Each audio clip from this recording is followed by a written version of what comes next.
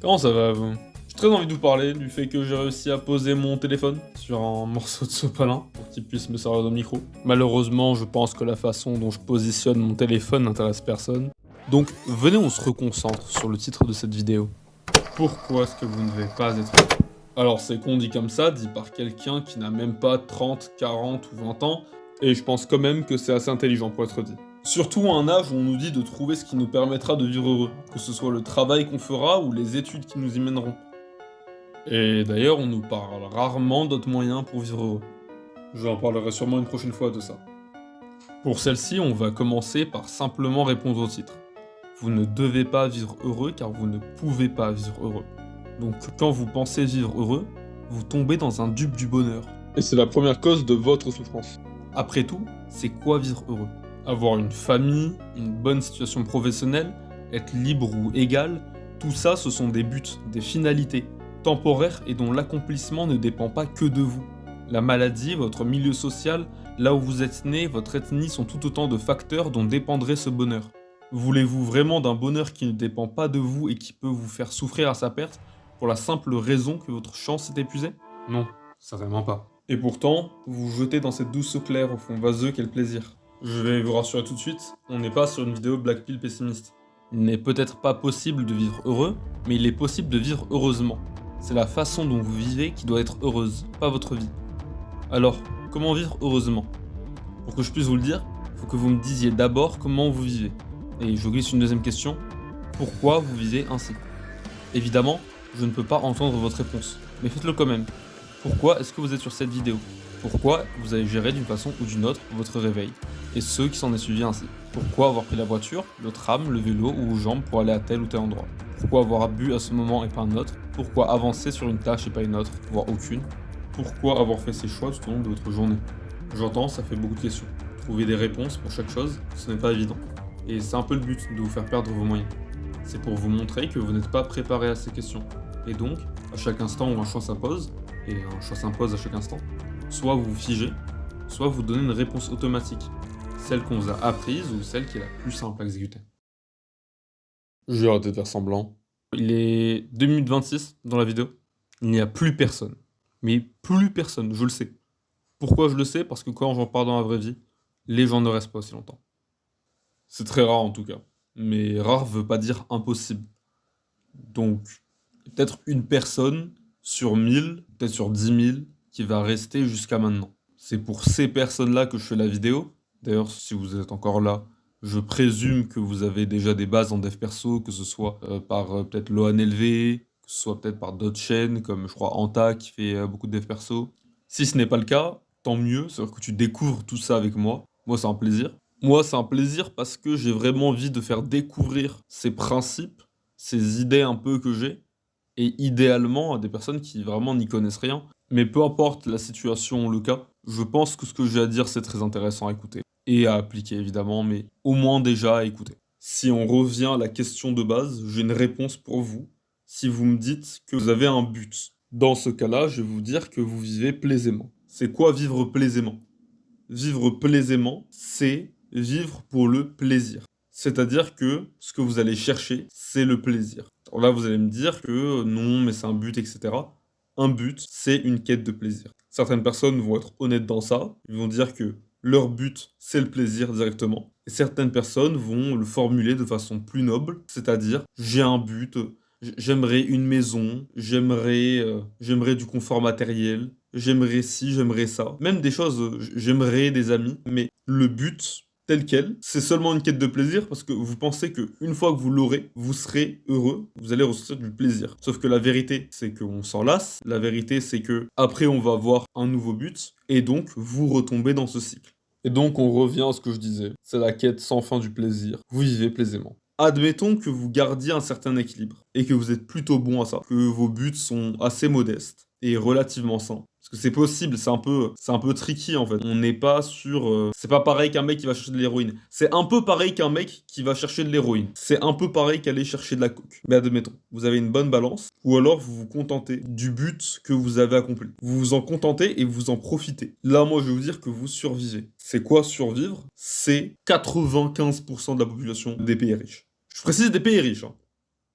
C'est 95% de la population des pays riches. Survivre, c'est on remplit les besoins du corps, on remplit les besoins sociaux. En tout cas, on donne l'impression qu'ils sont remplis. Il y a beaucoup de ça, hein, il y a beaucoup de donner l'impression qu'ils sont remplis. Puis le reste du temps, on va se divertir. Se divertir, c'est quoi dans ma bouche? C'est très proche du sens pascalien du terme. Oui, le sens pascalien du terme, pour la faire simple, c'est pour se divertir des vraies choses, entre guillemets. Alors Pascal nous dit que c'est la religion. Moi, je vais vous dire que c'est pour vous détourner du fait que vous niez ce que vous avez. Qu'est-ce que je veux dire par là? Vous ne reconnaissez pas vraiment ce que vous avez quand vous vous divertissez. Si vous reconnaissiez ce que vous avez, vous n'auriez pas besoin de vous divertir. Parce que votre divertissement, entre guillemets, ce serait ce que vous avez déjà. Le matin, vous n'auriez pas besoin de sauter sur votre téléphone pour scroller ou pour quoi que ce soit. Vous auriez juste besoin de profiter du lit dans lequel vous êtes. Le soir, quand vous rentrez, vous n'auriez pas besoin d'aller sur Netflix, vous auriez simplement besoin de vous reposer dans un endroit avec un toit, des murs, de la sécurité, parfois le chauffage ou la clim, mais vous n'auriez pas besoin de vous divertir. Et donc là, vous survivez.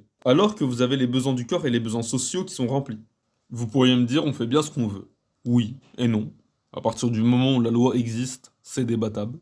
Moi, ce que je vais vous dire, c'est quand la dernière fois que vous avez souhaité cette vie à un mort. Une vie où on chasse le plaisir. Une vie où on va se lever le matin, scroller sur TikTok, manger un produit ultra transformé, prendre des transports en commun honnêtement médiocres, puis aller au taf, un taf qu'on n'aime pas trop, des études qu'on n'aime pas trop. Peut-être que le problème, c'est même pas qu'on l'aime pas. Le problème, c'est qu'on y va par dépit.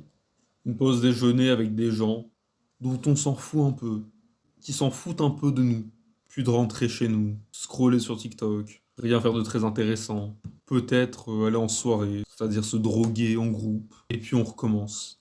À part peut-être un ou deux moments cool par année, c'est tout. À part un accomplissement peut-être dans l'année dont on est vraiment fier, c'est tout. Pas un truc long terme, hein, je parle d'un truc, ça nous a pris 2 jours, on est un peu content, pam, c'est la seule chose qu'on a fait notre année. C'est quand la dernière fois que vous avez sauté ça à mort? S'il vous plaît, jamais. Pourquoi vous le sautez? Pourquoi vous allez chercher cette vie? Parce que je l'ai dit, il y a un choix qui s'impose à chaque instant. C'est-à-dire que quand vous dites vous êtes forcé à faire quelque chose, peut-être que vous vous dites, vous êtes forcé à faire telles études. Mais vous ne l'êtes pas. Vous choisissez juste ça parce que vous survivez et que votre seul objectif, c'est de préserver votre confort. Que vos besoins du corps soient satisfaits, que vos besoins sociaux soient satisfaits. En tout cas, qu'il y ait une impression de satisfaction. En tout cas, qu'il y ait une impression de satisfaction. Parce qu'en réalité, c'est souvent une impression. Quand vous scrollez et que vous voyez des gens, que vous envoyez des messages avec des gens qui s'en foutent de vous, ou que vous mangez de la merde, les besoins de votre corps ne sont pas remplis. C'est une impression. C'est un piège. J'espère que personne n'a jamais sauté ça à mort. Et vous le sautez à vous-même. Et vous allez dans cette direction. Et après, on s'étonne des taux de dépression en France, dans les pays riches. Euh, Très élevés dans les pays pauvres aussi, hein. Mais les raisons ne sont pas les mêmes. Les raisons sont la famine, la maladie, la guerre. Des raisons un peu plus justifiables déjà. La raison, aujourd'hui dans les pays riches, c'est parce qu'on ne reconnaît pas ce qu'on a. Mais pas que. Parce que pour reconnaître ce qu'on a, il faut essayer. Et c'est quoi essayer? C'est aller au travers de la douleur. La douleur, c'est quoi? C'est le contraire de la souffrance, ironiquement. C'est une souffrance, mais qui est temporaire. Celle-ci, elle n'est pas établie dans le temps. Et généralement, derrière la douleur, c'est votre cerveau qui pense que c'est une souffrance, donc par exemple la faim ou quoi que ce soit. Mais si tu lui donnes assez de temps, si tu persévères assez, ton cerveau va comprendre que c'est pas le cas, et il va te récompenser pour. Se casser une jambe, c'est de la souffrance. Mais courir, ce n'est pas une souffrance, c'est une douleur. La douleur, elle peut peut-être durer 30 minutes, 1 heure. Mais votre cerveau, à un certain moment, si vous continuez à courir, que ce soit dans le temps ou sur le moment, il va libérer des hormones. Votre cerveau va libérer des cannabinoïdes, des endorphines, pour vous inciter à pratiquer cette activité. Parce qu'il sait que c'est bon pour vous. C'est littéralement la façon dont votre corps est censé marcher. Votre corps ne marche pas mieux quand vous faites du sport. Il marche bien quand vous faites du sport. Donc il faut aller au-delà de cette souffrance. Et aujourd'hui, ce n'est pas le cas. Aujourd'hui, on a du confort. Le confort, ce n'est pas une bonne chose. Le confort, ce n'est pas une bonne chose. Pourquoi il y a autant de personnes qui héritent, qui en vrai viennent de milieux très aisés et qui sont malheureux? Je connais des gens qui sont très aisés, qui sont en tout cas relativement aisés, et ce sont des gens qui sont sous antidépresseurs. Des gens qui n'en peuvent plus. Pourquoi? Mais c'est à cause de ça, c'est à cause du confort. Parce qu'aujourd'hui, on ne va pas au travers de la douleur. Donc vivre heureusement, c'est dans un premier temps reconnaître ce qu'on a. En réalité, hein, vous pouvez ne rien avoir tant que vous reconnaissez ce que vous avez, parce que vous n'avez jamais rien. Tant que vous êtes en vie, vous n'avez jamais rien. Tant que vous reconnaissez ce que vous avez, et tant que vous allez au travers de la douleur, vous vivez heureusement. C'est quelque chose d'actif. Le bonheur n'est pas quelque chose de passif, c'est quelque chose d'actif. Je vous mets un timecode, mais je vais vous faire un aparté. Oui, être heureux, c'est possible. En réalité, il faut comprendre le plaisir dans l'équation, parce que vous avez toujours un moment passif. En fait, le plaisir, comme on disait, c'est temporaire. C'est pour ça qu'il faut être actif, parce que si vous êtes tout le temps actif, bah du coup, ça ne s'épuise jamais. Mais ça dépend de vous. Le plaisir, là, c'est temporaire, ça ne dépend pas de vous. Donc vous l'avez, que vous le vouliez ou non un peu, hein, d'ailleurs. Hein. C'est pas un souci, un moment de se reposer, etc. Le souci, c'est de se reposer dessus. On peut pas... Idéalement, il faut être David Goggins. David Goggins, c'est un mec qui nous dit que 90% de sa vie, c'est la souffrance, enfin, c'est de la douleur, et que 10%, c'est... il profite. Forcément qu'il doit bien profiter un moment. S'il profite jamais, jamais, jamais, jamais, c'est son corps juste s'écroule. C'est pas... Ce que je dis, c'est pas faut s'écrouler. Non. Ce que je dis, c'est le plus possible être dans la douleur. Et franchement, il y a un moment où quand vous êtes dedans, en réalité, vous êtes heureux. En fait, non, c'est pas vous êtes heureux. Mais c'est le point de toute cette vidéo. Ne vivez pas heureux, vivez heureusement.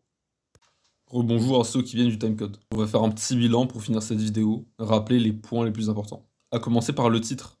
Vous ne devez pas vivre heureux car ce n'est pas possible.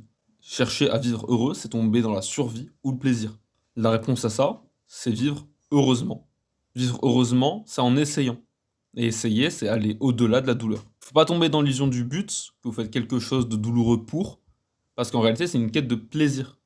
Et donc, vous êtes dans la souffrance. C'est vraiment important d'apprendre à distinguer la souffrance de la douleur.